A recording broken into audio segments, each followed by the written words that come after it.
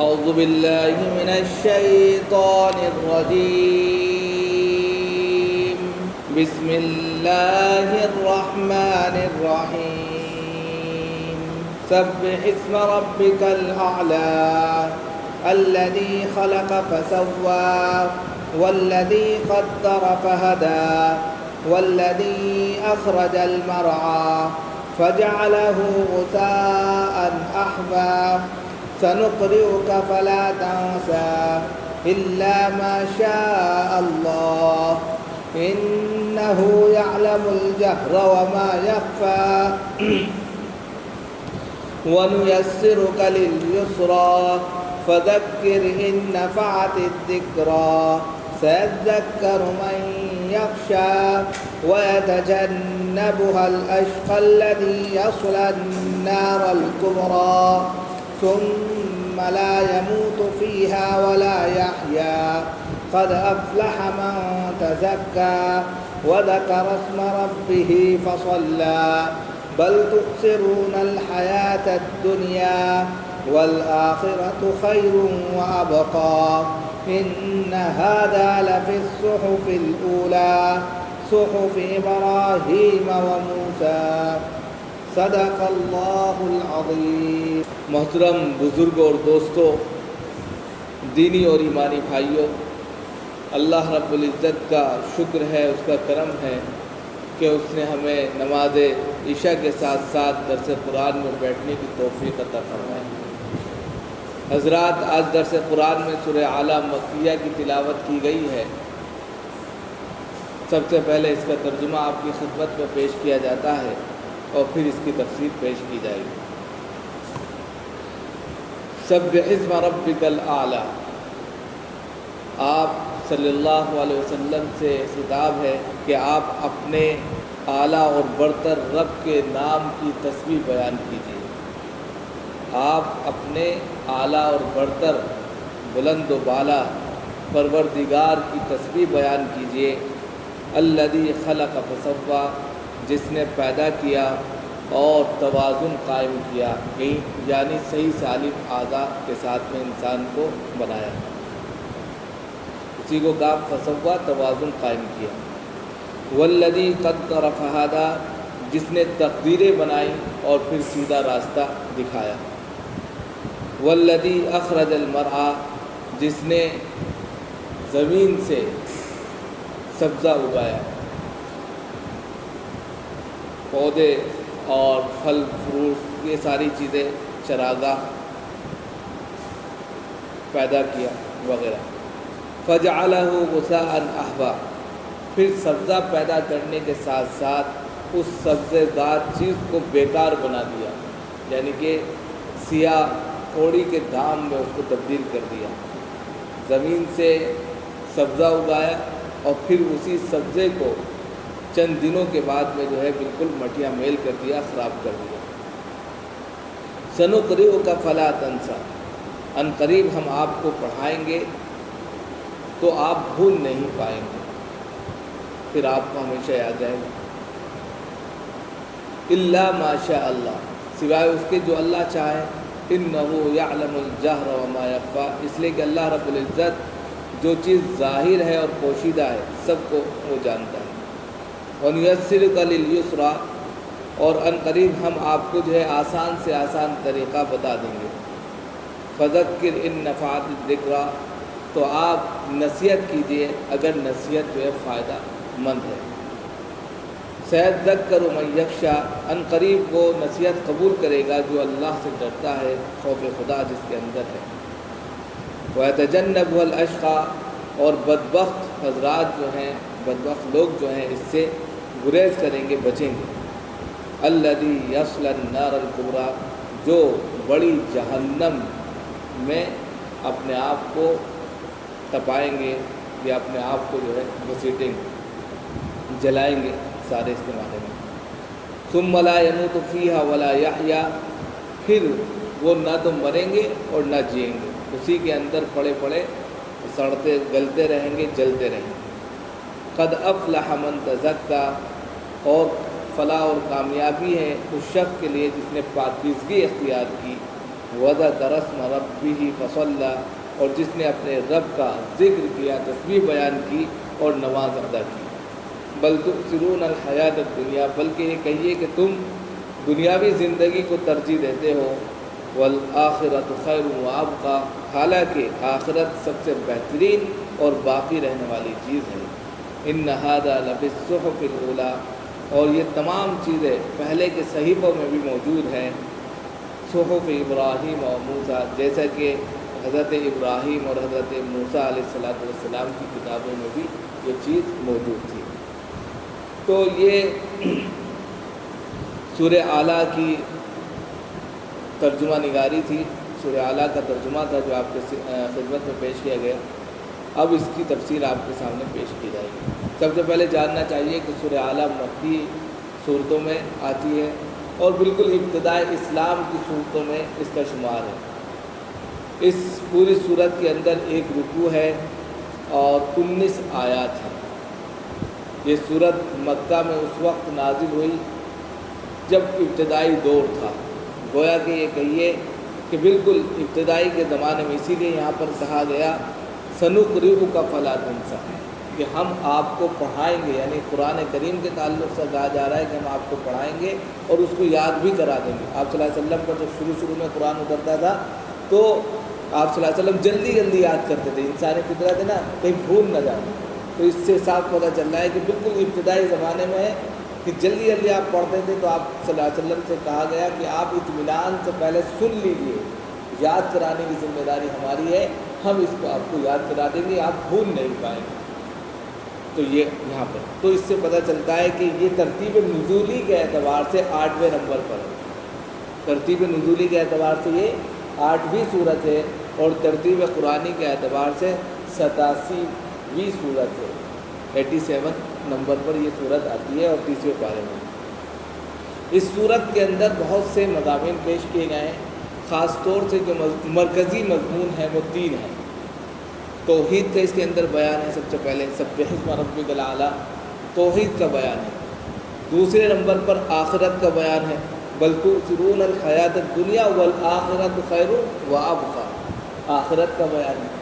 اور تیسرے نمبر پر آپ صلی اللہ علیہ وسلم کی ہدایت کا بیان ہے، یعنی آپ صلی اللہ علیہ وسلم کی گویا کہ دعوت اور تبلیغ کا بیان ہے۔ اس اعتبار سے یہ 4 بیان میں تقسیم ہو جاتا ہے، یعنی کہ اس کے مرکزی جو کردار ہیں وہ 4 چیزوں میں منقسم ہو جاتے ہیں، ڈیوائیڈ ہو جاتے ہیں۔ اس میں سے ایک کیا بنتی ہے، یعنی 3 چیزیں 4 چیزوں میں مشتمل ہو جاتی ہیں۔ وہ ایک کیا ہے کہ انسان کی پیدائش سے لے کر اس کی موت تک کا پورا واقعہ صورت کے اندر موجود ہے، کہ انسان جب پیدا ہوتا ہے اور جب مرتا ہے تو اس وقت تک کا پورا خلاصہ اس کے اندر کیا گیا ہے۔ دوسرے نمبر پر قرآن کے تعلق سے بتایا گیا کہ قرآن سراپا سب کے لیے ہدایت نامہ ہے، جو چاہے اس سے ہدایت حاصل کر سکتا ہے اور جو نہ چاہے تو پھر کچھ بھی نہیں کر سکتا۔ تو دوسرے نمبر پر اسی لیے یہاں پر بتا دیا گیا کہ آپ صلی اللہ علیہ وسلم کی ہدایت کا مطلب کیا، قرآن کریم جو ہے وہ سراپا ہدایت ہے، اور ہدایت کے لیے جو ہے انسان اگر اس کو پڑھ کر ہدایت حاصل کرنا چاہے تو بہت کامیاب ہو سکتا ہے۔ تیسرے نمبر پر جو بتلایا گیا وہ یہ ہے کہ یہ دعوت و تبلیغ کا جو کام ہے وہ عالم کے اندر، پوری کائنات کے اندر پھیل کر رہے گا، وہ اپنی منزل مقصود تک پہنچ کر رہے گا۔ لاکھ اس کے اندر روڑے آپ ڈالیں، اس کے اندر رکاوٹیں پیدا کریں، لیکن یہ کام نہیں رکے گا۔ آپ صلی اللہ علیہ وسلم کی دعوت، آپ صلی اللہ علیہ وسلم کا پیغام، آپ صلی اللہ علیہ وسلم کی جو کہہ سکتے ہیں کہ باتیں ہیں، شریعت ہے، احکامات ہیں، وہ سب تک پہنچ جائیں گے۔ اس میں سے بہت سے لوگ وہ ہوں گے جو اس کو اپنا لیں گے، بہت سے لوگ ایسے ہوں گے جو ریجیکٹ کر دیں گے، نہیں مانیں گے۔ اس کا بھی یہاں پر تذکرہ ہے بدبخت کا، وَيَتَجَنَّبُهَا الْأَشْقَى، بدبخت لوگ جو ہوں گے اس سے گریز کریں گے، لیکن جو ڈرتے ہیں اللہ سے وہ اس کو اپنا لیں گے۔ سَيَذَّكَّرُ مَن يَخْشَىٰ، وہ ایک دم اس کو قریب کر لیں گے، اپنے سے اس کو قبول کر لیں گے۔ تو یہ، اور تیسرے نمبر پر یہ چیز میں نے بتائی کہ دعوت و تبلیغ کے تعلق سے وہ اپنی منزل مقصود تک پہنچ کر رہے گا۔ اور چوتھے نمبر پر جو سب سے اہم بیان ہے وہ ہے آخرت کا، کہ آخرت کا چاہے آپ انکار کریں یا نہ کریں، لیکن آخرت ایک ایسی مسلم حقیقت ہے جس کا کوئی انکار نہیں کر سکتا۔ اس میں اچھوں کو اچھوں کا بدلہ دیا جائے گا، بروں کے ساتھ میں ان کے ویسا سلوک کیا جائے گا جیسا انہوں نے دنیا میں عمل کیا ہے۔ تو اس اعتبار سے یہ تین مرکزی کردار کے ساتھ 4 باتیں اس پوری صورت کے اندر بتلائی گئی ہیں۔ مرکزی مضمون کیا ہے؟ توحید ہے، اس کے ساتھ ساتھ آخرت ہے، اور پھر بیچ میں جناب محمد رسول اللہ صلی اللہ علیہ وسلم کی ہدایت ہے۔ ان 3 مرکزی مضمون کے ساتھ 4 باتیں ہیں۔ ان 4 باتوں میں سب سے پہلی بات جو ہے وہ کیا ہے؟ نمبر 1 کہ آپ صلی اللہ علیہ وسلم کے ذریعے بتایا گیا کہ انسان کی پیدائش سے لے کر موت تک کا پورا خلاصہ اس کے اندر کیا گیا۔ دوسری بات قرآن سب کے لیے ہدایت ہے۔ تیسری بات کہ دعوت اور تبلیغ جو آپ صلی اللہ علیہ وسلم کی شریعت ہے وہ اپنی منزل مقصود تک پہنچ کر رہے گی۔ لوگ اس میں لاکھ روڑے پیدا کریں کچھ نہیں ہوگا، کیونکہ یہ ابتدائی زمانے کی صورت ہے، تو اسلام کو کوئی اپنا نہیں رہا تھا، لوگ ڈر رہے تھے، تو اس کو لیے آپ صلی اللہ علیہ وسلم کو تسلی دی گئی۔ اور آخری بات آخرت کی ہے جس کا وہ انکار کرتے تھے۔ تو اس طریقے سے یہ 4 باتیں۔ نیز اس میں یہ بھی جان لیجئے کہ یہ سورت جو ہے 19 آیتوں پر مشتمل ہے۔ اس کے اندر جو ہے الفاظ جو ہیں وہ 72 ہیں اور حروف جو ہیں 293 ہیں۔ اس طریقے سے یہ پوری صورت آپ کے سامنے ہے۔ اب اس کو تفسیر کے آئینے سے دیکھیے کہ کس طریقے سے آپ صلی اللہ علیہ وسلم سے خطاب فرمایا گیا، اور یہ خطاب اس لیے ہے کہ امت کا ایک ایک فرد اس چیز کو حاصل کرے اور اس چیز کو سمجھے، اور سمجھنے کے بعد میں پھر اپنی زندگی کو ایک نئے طریقے پر جینے کی کوشش کرے تاکہ وہ دنیا میں بھی کامیاب ہو اور آخرت میں بھی کامیاب ہو۔ عام طور پر سورہ اعلیٰ اعلیٰ کا جو مطلب ہوتا ہے وہ بلند بالا کا مطلب ہوتا ہے، مقام المرتبت کا مطلب ہوتا ہے، اور اونچا کا مطلب ہوتا ہے، برتر کا مطلب ہوتا ہے۔ تو یہاں پر عام طور پر آپ دیکھیں گے کہ ہم اپنے ذہن میں بہت سے لوگوں کو اعلیٰ بلند بالا کا درجہ دے دیتے ہیں اور ہر شخص کو ماننے لگتے ہیں۔ کوئی بھی کرشمائی چیز دیکھ لی، بہت اعلیٰ ہے، بہت برتر ہیں، بہت مقام والے ہیں، مرتبے والے ہیں، یہ کرنے لگتے ہیں۔ تو یہی چیز سب سے پہلے اسی چیز کا خاتمہ کیا گیا کہ مقام اور مرتبے کا بلند و بالا کی حیثیت اگر کسی کو حاصل ہے تو وہ تو پروردگار کو حاصل ہے، انسانوں کو کہاں سے حاصل ہو گئی؟ تم جو آپس میں انسانوں کو جو ہے ایک دوسرے سے برتر سمجھ رہے ہو، انسانوں کو جو ہے درجہ دے رہے ہو کہ وہ بہت اعلیٰ ہے، بہت بلند ہے اور اس کا کوئی مقابلہ نہیں کر سکتا، اور اس کا جو ہے کوئی ساتھی نہیں ہے، اس کا کوئی جو ہے ہمسر نہیں ہے، اس کا کوئی جو ہے پلے کا نہیں ہے۔ تو یہ ذات تو اللہ کی ہے، یہ صفات جو ہے اللہ کی ہیں، انسان کی نہیں ہے۔ تو آپ صلی اللہ علیہ وسلم کے ذریعے بتایا گیا، اور پھر انسان کی حقیقت کو بتا کر بتایا گیا کہ انسان کیا ہے، کچھ بھی نہیں ہے، اس کا وجود نہیں ہے، اس کو خدا نے پیدا کیا۔ پھر خدا نے اس طریقے سے اس کو پیدا کیا کہ اس کے سارے اعضاء درست بنائے توازن کے ساتھ۔ یہ نہیں کہ ایک ہاتھ لمبا کر دیا، ایک ہاتھ چھوٹا کر دیا، ایک انگلی کم کر دی، ایک انگلی زیادہ کر دی، توازن رکھا۔ یہ نہیں کہ سر بڑا کر دیا تو پیر چھوٹا کر دیا، اسی کو کیا فسوا، ہر چیز میں توازن قائم کیا، اور پھر اس کے بعد میں تقدیریں بتائیں، اچھی بری تقدیریں کہ کون اچھا رہے گا، کون خراب رہے گا، کون ایمان لائے گا، کون ایمان نہیں لائے گا، ساری تقدیریں لکھ دی، اور اس کے بعد پھر ہدایت کے راستے دکھا دیے کہ یہ سیدھا راستہ ہے، اس کو اختیار کرو گے تو جنت جاؤ گے، یہ راستہ غلط ہے، اگر اس کو اختیار کرو گے تو یہیں مارے جاؤ گے، یہ ساری چیزیں۔ اور پھر مزید بتا دیا کہ انسان 2 چیزوں کا مجموعہ ہے، روح کا اور بدن کا۔ انسان 2 چیزوں کا مجموعہ ہے، روح کا اور بدن کا۔ تو روح جو ہے آسمان سے غذا لیتی ہے، بدن زمین سے غذا لیتا ہے، اس لیے کہ بدن جو بنا ہے وہ مٹی سے بنا ہے، خاک سے بنا ہے۔ تو اس کے لیے کہہ دیا والذی اخرج المرعی، کہ ہم نے زمین سے سبزہ اگا دیا۔ تو بدن کو جو کھانے پینے کی ضرورت ہوتی ہے، غلے کی، آپ روٹی کھاتے ہیں، اناج پیدا ہوتا ہے، چاول کھاتے ہیں، دھان پیدا ہوتا ہے، آپ پھل فروٹ کھاتے ہیں، وہ سب زمین سے اگتا ہے۔ لیکن جو روح کی غذا ہے وہ کیسے پوری ہو؟ تو ہم نے قرآن اتار دیا، ہم نے قرآن اتار دیا۔ اب قرآن کی تلاوت سے روح کو غذائیت مل جائے گی، تر و تازگی مل جائے گی۔ تو ہر چیز ہم نے جو ہے انتظام کیا، اسی کو کہا فہدا، ہم نے ہدایت کے راستے سارے دکھا دیے، طریقے بتا دیے۔ اب بھی تم اگر اختیار نہ کرو تو یہ تمہاری بے وقوفی۔ تو اسی کو یہاں پر بتایا سبح اسم ربک الاعلیٰ، کہ آپ جو ہیں اپنے اعلیٰ اور برتر پروردگار کی تسبیح اور مناجات میں لگ جائیے۔ اس کی توصیف بیان کیجیے اور کسی کے نہ کریے۔ اگر دنیا میں کوئی طاقت اور قوت اور اپنے بلبوتے پر کوئی اپنی کہہ سکتے ہیں کہ تعریف اور توصیف کرانے لگے، تسبیح اور مناجات کرانے لگے، گیت گوانے لگے اور اپنی پوجا پاٹ کرانے لگے، تو یہ سب نہ کریے۔ اپنے پروردگار کی جو اعلیٰ اور افضل ہے، جو برتر ہے ہر چیز سے، اس کی تسبیح بیان کیجیے، اس کی مناجات کیجیے۔ اب وہ اعلیٰ اور برتر کیسا ہے؟ الذی خلق فسوی، جس نے انسانوں کو پیدا کیا، جس نے آدمیوں کو بنایا۔ پیدا کرنے والی ذات اللہ کی ہے، عام انسان کہاں کسی کو پیدا کرتے ہیں، کسی نے نہیں۔ جس نے پیدا کیا اور مزید فسوی، اور ہر چیز کو توازن پر قائم کیا، یعنی کہ ہر چیز کو صحیح سالم پیدا کیا۔ یہ نہیں کہ کسی کا ڈھانچہ کم کر دیا، کسی کا زیادہ کر دیا، ہر ایک انسان کو ایک لیول میں پیدا کیا، توازن کو برقرار رکھتے ہوئے کیا کہ ہر انسان ایک دوسرے سے مانوس ہوتا ہے، اس کی باتوں سے مانوس ہوتا ہے۔ آپ دیکھتے ہیں کہ الگ الگ علاقوں میں، الگ الگ جگہوں پر تو ہر ایک کی ایک ہی چمڑی بنا دی گئی، ہر ایک کو ایک ہی شکل میں ڈھال دیا گیا۔ تو یہ سارا توازن جو رکھا گیا، اس سے پتہ چل جاتا ہے کہ فلاں جگہ کا بندہ ہے، یہ فلاں جگہ سے تعلق رکھتا ہے۔ تو ان کو ٹولیوں میں، علاقوں میں، خاندانوں میں جو تقسیم کیا، وہ تقسیم ان کے توازن کے ساتھ میں برقرار رکھی گئی، تاکہ کسی بھی طریقے سے ایک دوسرے کو برا نہ لگے، ایک دوسرے کو خراب نہ لگے۔ جو اللہ اتنا انتظام کر سکتا ہے تو ظاہر سی بات ہے حق وہی رکھتا ہے کہ اسی نے ہم کو سنا کیا ہے۔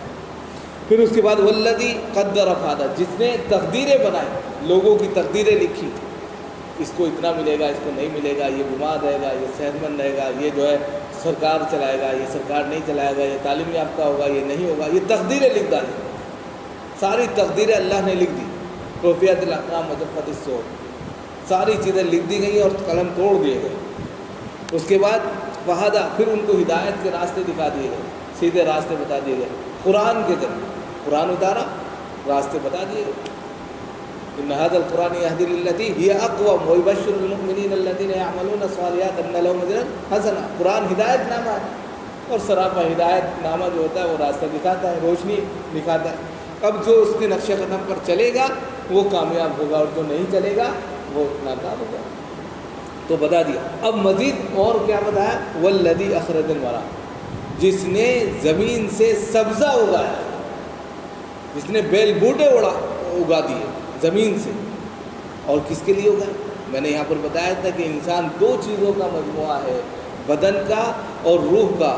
بدن کو جو ہے غذائیت کی ضرورت ہوتی ہے، تو اس غذائیت کو زمین سے اگا دیا، اور پھر جو ہے روح کو جو ہے ضرورت ہوتی ہے ایک کلام کی، جو اللہ کے کلام سے منسلک ہو، تو اس کے لیے ہدایت نامہ اتار دیا کہ دونوں کا جب جوڑ ہوگا تو پھر اللہ کی بندگی میں مزہ آ جائے گا۔ لیکن انسان اس چیز کو نہیں سمجھتا، دونوں چیزوں کا انتظام کیا گیا۔ اور پھر کہا فجعلہ غثاء نحوا، یہاں پر دونوں چیزیں بتا دی، دو چیزیں بتائی۔ فجعلہ غثاء نحوا، کہ وہ کھیتی جو ہم نے پیدا کی، جو سبزہ ہم نے اگایا، چند مدت کے بعد وہی سبزہ کالا پڑ کر جو ہے کوڑا کباڑ بن جاتا ہے۔ غثاء اس کو کہتے ہیں جو کباڑ سیلاب کی شکل میں بہا کر آتا ہے۔ آپ نے دیکھا ہوگا بارش ہو رہی ہے، تیز نالے میں جو ہے ایک کوڑا کرکٹ آتا ہے، تو اسی کو جو ہے غصہ کہتے ہیں۔ اور احوا کہتے ہیں کالے کو، یعنی کہ جو خراب ہو جاتا ہے، جو سڑ گڑنے کے بعد میں کالا پڑ جاتا ہے، سیاہ پڑ جاتا ہے، اس کو احوا کہتے ہیں۔ کہ چند مدت کے بعد وہی سبزہ جو انسان کے لیے ہم نے پیدا کیا تھا، وہی جو ہے اللہ رب العزت کے دست قدرت سے کیا ہو جاتا ہے، کالا پڑ کر ختم ہو جاتا ہے۔ تو اس سے انسان کی اہمیت اور انسان کے وجود کو بھی بتا دیا گیا کہ ایک انسان کو ہم نے پیدا کیا، وجود دیا، سبز و شادابی دی، تازگی دی، یعنی جوانی دی اس کو، اور پھر جوانی کے بعد میں دھیرے دھیرے وہ ڈھلنے لگتا ہے، اور دھیرے دھیرے وہ جو ہے بڑھاپے کی دہلیز پر پہنچتا ہے، اور ایک دن ایسے ہوتا ہے کہ جس طریقے سے وہ سبزہ ختم ہو جاتا ہے، سڑ گڑ کر بالکل مٹیا میل ہو جاتا ہے، اسی طرح انسان کا وجود ہے کہ وہ بھی جو ہے بالکل ختم ہو جاتا ہے۔ اس سے دیکھ کرایہ کتنا زبردست ہے کہ انسان کا وجود اسی سبزے پر ہے، اسی سبزے کو بتا دیا کہ یہ سب سڑ گل کے ختم ہو سکتا ہے، تو جو وہ کھاتا ہے وہ کیوں نہیں کرے گا، اس کو بھی بتا دیا کہ انسان کا وجود تو اب بتا دیا، پورا پیدا ہونے سے لاسٹ تک بتا دیا۔ تو اسی کو کہا کہ انسان کی پیدائش سے لے کے موت تک کا پورا تذکرہ یہاں پر کر دیا کہ انسان کا وجود کیسے ہوا، اس وجود کے لیے غذائیت کیسے ہم نے یعنی تیار کی اور اس تک پہنچائی، اور پھر وہی غذائیت جو ہے اس کے لیے آخری خاتمے کا سبب بھی بن گئی ہے۔ لہذا اب انسان کا اکڑنا اور انسان کا تکبر کرنا اور انسان کو خدا کو چھوڑ کر کسی ایک انسان کی پوجا میں لگ جانا اور آپسی برابر کے انسانوں کے سامنے جھکنا، یہ ساری ایسی چیزیں جو انسان کو بے وقوفی کی دہلیز پر لے کر جاتی ہے اور اس کی سمجھ کو صحیح معنوں میں سمجھدار نہ بناتے ہوئے انسان کی پوجا کرنے پر اگر لگاتی ہے تو اس نے صحیح معنوں میں اپنے انسان ہونے کا حق ادا نہیں کیا، بلکہ انسان ہونے کا حق تو یہ تھا کہ اس پروردگار کی عبادت کی جاتی اور اس پروردگار کے سامنے جھکا جاتا، اس کی بات کو مانا جاتا جس نے یہ سارے انتظامات کیے۔ اسی لیے یہ بالکل کفار مکہ کو ابتدائی دور میں یہ چیزیں بتائی جا رہی ہیں، جس وقت وہ اللہ کا ہر چیز سے انکار کرتے ہیں۔ تو اس وقت تو ہمارے سامنے ساری چیزیں موجود ہیں تو اتنا ہمیں تعجب نہیں ہو رہا، لیکن جس وقت یہ 8ویں نمبر پر صورت نازل ہوئی ہوگی، کفار مکہ پوری طاقت میں جھونکے پڑے ہوں گے، ان کی طاقت تھی، ان کی قوت تھی، ان کی حکومت تھی، ان کے پاس دماغ تھا، ان کے پاس دولت تھی، ثروت، سب کچھ تھا۔ ایسے وقت میں آپ صلی اللہ علیہ وسلم کو یہ ساری باتیں بتلانا اس بات کی علامت تھی کہ یہ دین غالب ہے، یہ کسی طریقے سے کمزور نہیں پڑنے والا ہے۔ اتنی مضبوط باتیں جو کہہ دی گئیں، انسان کا خاتمہ ہو جائے گا لیکن اس دین کا خاتمہ نہیں ہوگا، یہ ساری باتیں تھیں۔ اس کے بعد میں یہاں سے قرآن کی بات شروع کر رہے ہیں، سنقرئک فلا تنسیٰ، کہ آپ صلی اللہ علیہ وسلم ان قریب ہم آپ کو پڑھا دیں گے تو پھر آپ بھول نہیں پائیں گے، بھولیں گے نہیں۔ مطلب کیا تھا، آپ صلی اللہ علیہ وسلم پر جب بھی قرآن نازل ہوتا تھا تیزی کے ساتھ میں آپ اس کو پڑھنے لگتے تھے، جلدی جلدی دہرانے لگتے تھے۔ تو آپ صلی اللہ علیہ وسلم سے کہا گیا، 3 جگہ آپ صلی اللہ علیہ وسلم کو خاص طور سے اس کی طرف اشارہ کیا گیا ہے، سورہ طٰہٰ میں بھی کہا گیا، سورہ قیامہ میں بھی کہا گیا۔ تو آپ صلی اللہ علیہ وسلم، لیکن 3 جگہ کے بعد پھر آپ صلی اللہ علیہ وسلم کو چوتھی جگہ نہیں بیان کیا گیا کہ آپ تیزی کے ساتھ میں اس کو دہراتے تھے یا پڑھتے تھے، بلکہ آپ سکون سے اس کو سنتے تھے۔ پھر اللہ رب العزت نے تکوینی طور پر اللہ رب العزت نے آپ کو اس طریقے سے یاد کرا دیا تھا کہ آپ کو ازبر یاد ہو جاتا تھا، ایک دفعہ آپ پڑھتے تھے آپ کو ہمیشہ کے لیے یاد ہو جاتا تھا۔ اور کوئی بات اگر بھلانی ہوتی تھی اور دوسری آیت یاد کرانی ہوتی تھی تو یہ تکوینی نظام کا مطلب یہ ہوتا ہے کن فیکن، اللہ نے کہا ہو جا تو وہ چیز ہو جاتی تھی، تو اس کو تکوینی نظام کہتے ہیں۔ ہم کیا کرتے ہیں، یاد رٹا مارتے ہیں تب ہمیں یاد ہوتا ہے، یہ تکوینی نظام نہیں۔ تو آپ صلی اللہ علیہ وسلم کے ساتھ میں کیا تھا، تکوینی نظام تھا کہ آپ سے کہا گیا یاد ہو جاتا تھا۔ جو آیت آپ صلی اللہ علیہ وسلم سے بھلانی ہوتی تھی اللہ رب العزت اس کو خود بخود یعنی کہ اریز کر دیا کرتا تھا، مٹا دیا کرتا تھا، وہ چیز ان کے ذہن سے نکل جاتی تھی۔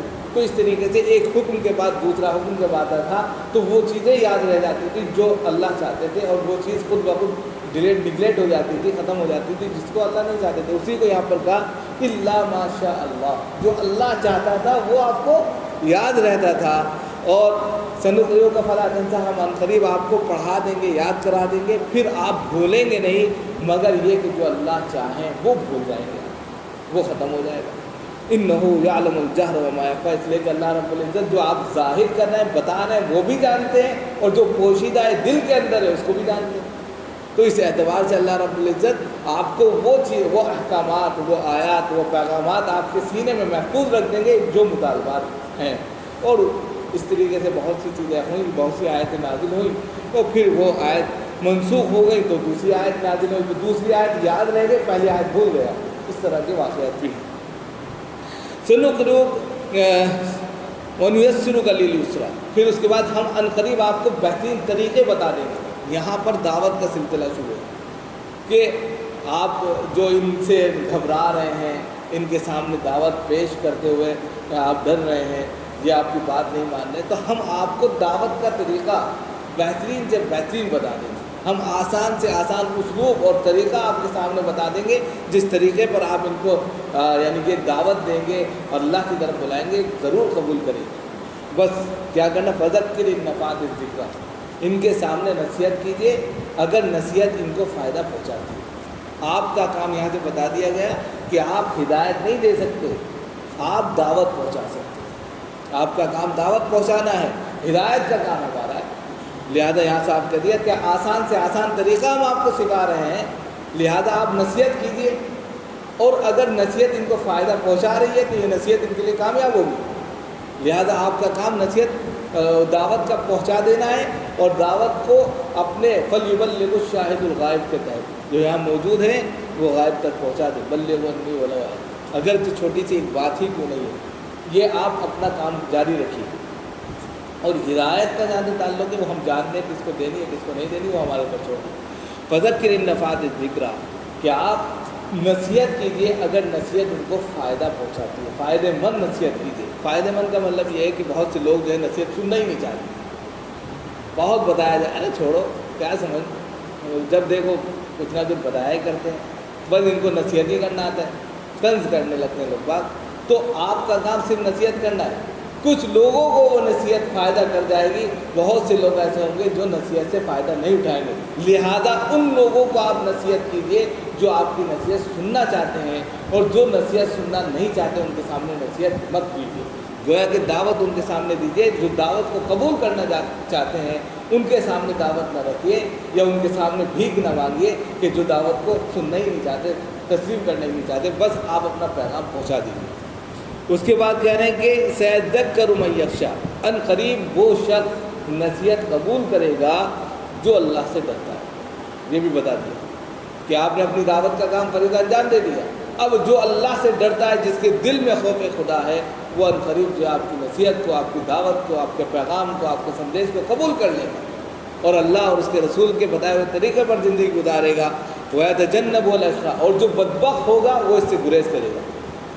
جو بدبخت ہوگا، جو اللہ اور اس کے رسول کو نہیں مانے گا، جو احکام اسلام کو نہیں مانے گا، جو شریعت اسلامیہ کو نہیں مانے گا، جو قرآن کی تعلیمات کو نہیں مانے گا، وہ بدبخت ہے۔